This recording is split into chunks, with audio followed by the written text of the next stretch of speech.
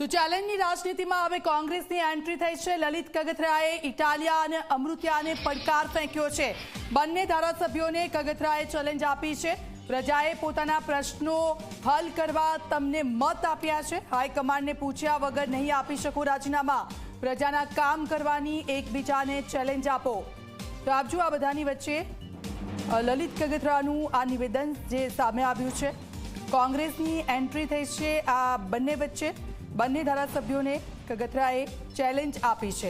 હાઈકમાન્ડને પૂછ્યા વગર તમે રાજીનામું નહીં આપી શકો। પ્રજાએ પોતાના પ્રશ્નો હલ કરવા માટે તમને મત આપ્યા છે। હાઈકમાન્ડને પૂછ્યા વગર રાજીનામું નહીં આપી શકો।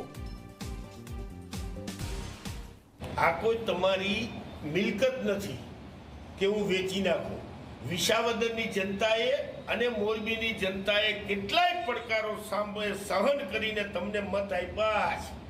ચેલેન્જો મારવી હોય તો કાંતિભાઈ અમૃતિયા અને ગોપાલ ઇટાલિયાને હું અહીંથી ખુલ્લા મંચ ઉપરથી કહું છું કે પ્રજાના પ્રશ્નો સોલ્વ કરવાની ચેલેન્જ આપો।